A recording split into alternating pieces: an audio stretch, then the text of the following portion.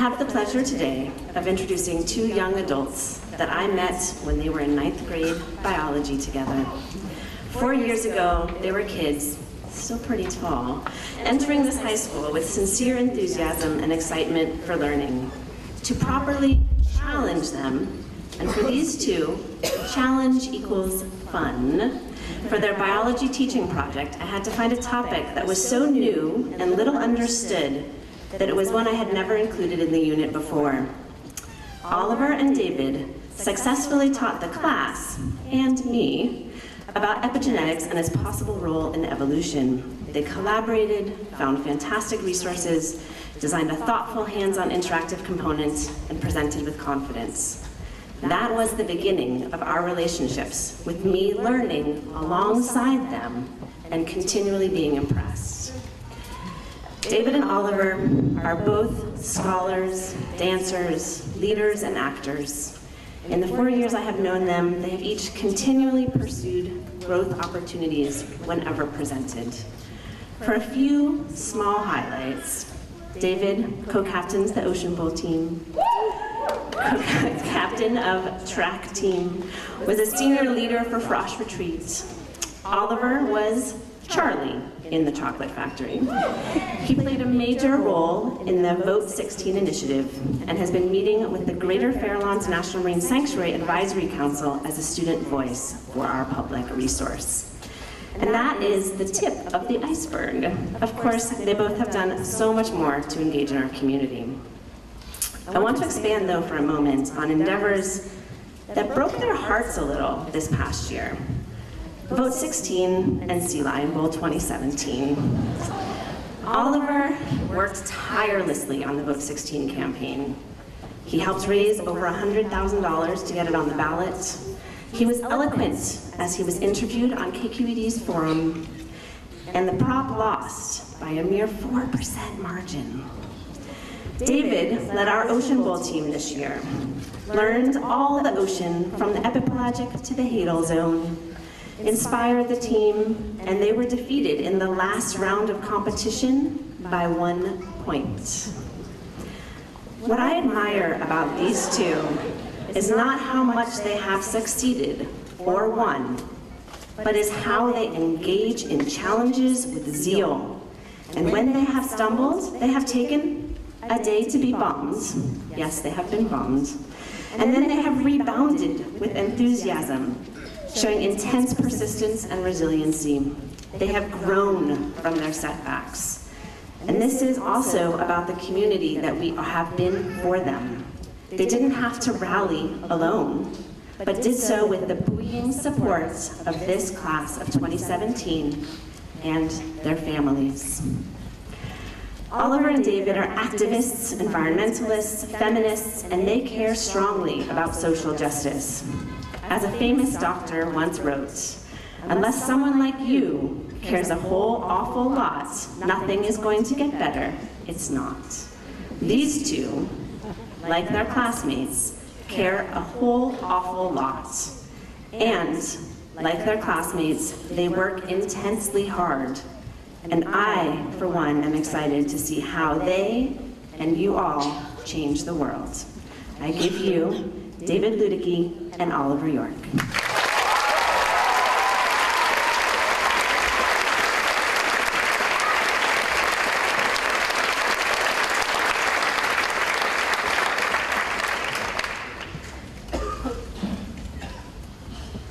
That just got real.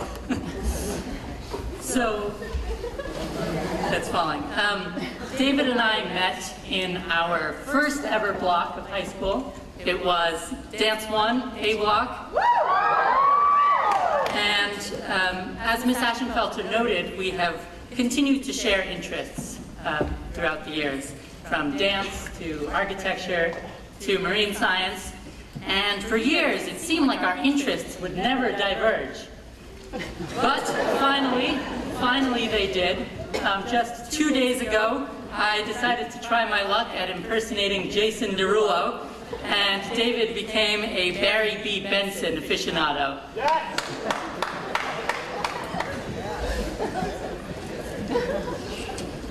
Another fun fact, Oliver and I are going to be Lick's very last valedictorians. Congratulations, faculty and staff. This is the last time you'll have to endure socially awkward nerds' attempts to incorporate humor into their speeches.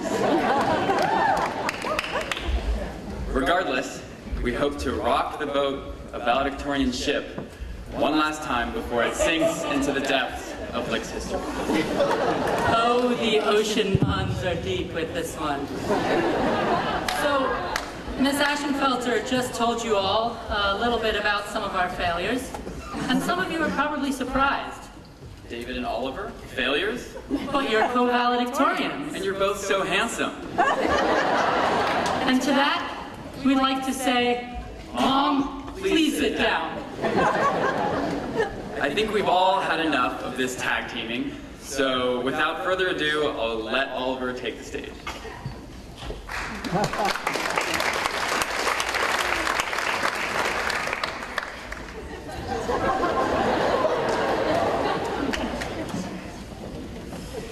So, midway through the year, the freshman class takes a week-long retreat to do team-building activities. And our freshman year, one of our assignments was to write a letter to our future selves. And I opened my letter this week. In my letter, I wrote that David was in my inner circle of friends. I was a very serious freshman. And so it is only fitting that we are here together today. But I want to take a breath and carefully transition into something a little bit more serious.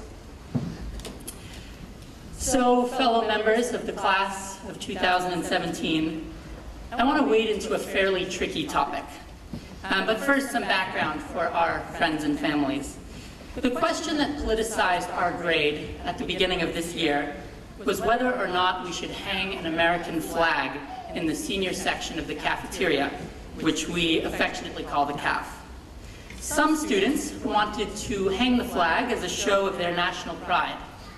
Some students didn't want to hang the flag because they didn't identify with a sense of American pride.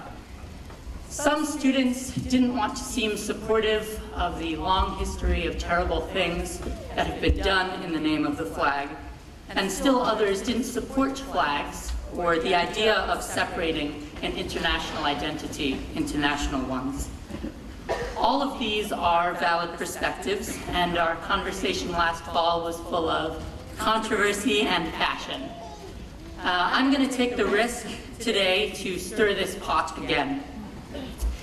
The American flag debate represents a lot of the issues that we're going to be grappling with over the next few years. What is free speech? What is our role as individuals in a collective? And how do we define a national identity? Also, the political landscape has changed so dramatically since our August debate that we need to revisit and potentially revise our ultimate decision to not put up a flag. At Lick, we've been taught to suspend judgment, so I'm going to ask that in true Lick fashion, you hear me out. At this dangerous moment in American history, I believe that we have a political imperative that supersedes all others. We must hang the American flag.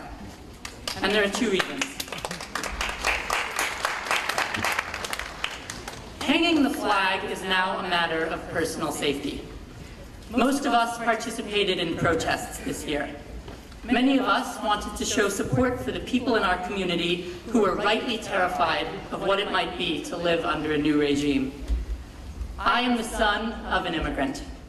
I am the grandson, the great-grandson, and the great-great-grandson of immigrants. And just like them, I am also a proud American. And like many of you, I participated in protest because I have a different vision of what this country can be. But here's the danger. If we allow others to label us unpatriotic, we will lose our politically determined right to have rights. If we allow others to label us as unpatriotic, we will lose our right to have civil liberties. We simply cannot let one political party own patriotism the way the right has owned family values, or the way the left has owned gay and lesbian rights. If the right owns nationalism, the rest of us become the other, the un-Americans, and it becomes easy for politicians to claim that we don't matter. Finally, if we're labeled unpatriotic, a lot worse will happen than some caution tape and a few class meetings. So the flag matters, because we have a need to demonstrate patriotism to the outside world. But there's a second, more constructive reason for us to reconsider our relationship to the American flag. We have an opportunity to reclaim the flag, to reappropriate it, to redefine it. We have the opportunity to have a thoughtful conversation about our values. I want us to reclaim the flag and reclaim patriotism, separating the pride of what our nation can be from jingoism. I want us to redefine the American flag as representing the promise, as of yet unrealized, of a society where everyone in our community can be a civic actor, regardless of citizenship, of identity, or of age. And as much as we might like to joke about Cal Exit, I want the flag to remind us of the responsibility that we have to other communities across the country. Our responsibility to listen and engage with them as thoughtful, compassionate people, and their responsibility to do the same with us. I'm 17, so please allow me some idealism. And so as we approach our final moments together as the not yet graduated class of 2017, I want to end by looking to our future. What does civic engagement look like for us in the digital age? Beyond the flag, it remains our duty and hopefully our pride and satisfaction to stay engaged in civic life and to be meaningful civic actors. Only by engaging in our political system can we consistently renew the social contract generation by generation and reaffirm the moral groundwork of our participatory democracy. After spending 4 years with all of you, I know for a fact that we are highly social beings. So let me remind you that civic engagement can be fun. The interactions that comprise meaningful civic engagement might be a way that we learn to live a meaningful life. I've been really proud to be a part of our grade this year as we've come into our own and we've found our political voice. It started in the senior section with the American flag, and then the election happened, and this semester people have continued to rally around other issues. I want to thank all the student activists in our grade and at Lick who have led rallies and discussion groups, and I want to thank our teachers for giving us every day the tools and the encouragement to allow us to be political. Of course, we have so much more to learn. We have to learn that protest is only one of the many tools we have available to us if we want to make lasting change. We have to learn to vote, even if it is a little inconvenience while we're in college, taking a gap year, or starting to work. We have to learn to interact with our elected officials, and we have to realize that we can do good anywhere, in the public sector, in the private sector, and in the relationships that form community. Because change never starts at the top. It starts from students and young people like us. Everyone is telling us that college will be a great opportunity to remake ourselves and to start fresh. But let's not forget some of the things we've learned together this year. Now that you're engaged, please don't ever let yourself disengage. Never doubt that you have the capacity to make change, no matter how bad the news is. Never doubt that your opinions matter, and never stop imagining a better world. I cannot have imagined a better place or a better group of people to have spent the last 4 years with. Thank you. I love you, class of 2017, and congratulations.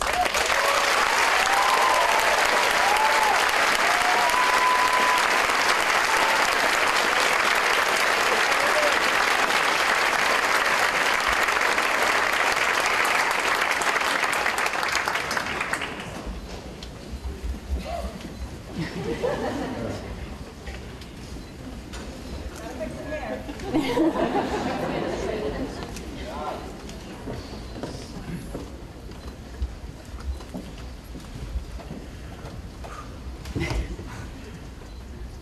the past 4 years of high school, a hallmark of our Lick-Wilmerding education has been reflection. We've reflected on classes, activities, workshops, and discussions. We've reflected on Oxford debates and the joys of group projects. We reflected on our identities to the point of exhaustion.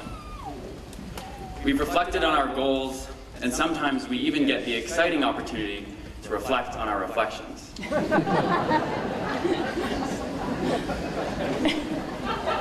But today, for old time's sake, I'd like to reflect with you all one more time in the most vulnerable way I can. I am not straight. For many of you, this may be somewhat of a plot twist. For others, this may not come as a surprise. Some of you might not care at all, which is comforting in its own way. And some of you may feel confused or even hurt that I didn't share this with you earlier. To each of you in the last group, trust me when I say, I wanted to tell you. My years-long delay was not born out of a distrust in you, but rather a result of my own inability to accept the truth. Coming out has been one of the most challenging things I've done at Lick. In hindsight, it's clear that being bisexual shouldn't matter at all, that I was bound to get an overwhelmingly positive or at least neutral response from this predominantly liberal bubble. But when the only conversations I'd had about my sexuality for years were with myself in my own head, it seemed immensely important, defining, damning, and terrifying. Terrifying for just how easy it is to continue passing in silence as if there's nothing wrong or different with that part of me. My message today is universal. Regardless of your sexual orientation, everyone has, at one point or another, existed in silence. Everyone has doubted themselves. Whether your lack of self-assurance stems from the messages our school or society send you about your race, class, gender, religion, or ability, we've all had and will have reasons to think we're not enough or not correct. We are told to mute our depression and downplay family problems. Some of you are trapped between the unjust labels of slut, tease, and prude, and others are pummeled with the message that real masculinity leaves no room for expressing sensitivity, vulnerability, or pain. Mainstream standards of beauty devalue shades of skin and textures of hair and types of bodies. But we all deserve self-assurance, and we all deserve self-love. What I've learned from my experience is the danger of remaining locked in the perceived safety of my own mind. There's a danger in having conversation after conversation in desperate silence, because eventually your reality and self-perception will be warped. In between my stages of denial and suppression, I felt cursed. In those moments, intellectual thought and rationalism don't matter, because in this great nation, where being called gay is the single most common put-down in middle and high schools, deeply internalized homophobia is quick to form and slow to break down. For me, it means anytime sexuality is mentioned in an English or history discussion, my heart rate goes up and my hand stays down. Yet looking back on my experience, it's clear to me that in so many ways I am blessed. I'm blessed to exist in a moment in history when millions of people have rejected silence and instead fight for equal rights. I'm blessed to have two parents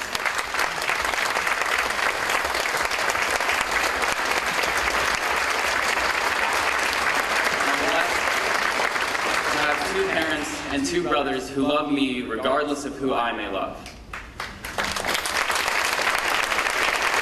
I'm blessed to have an amazing group of friends who are instantly accepting of the part of me that is still taking me years to accept.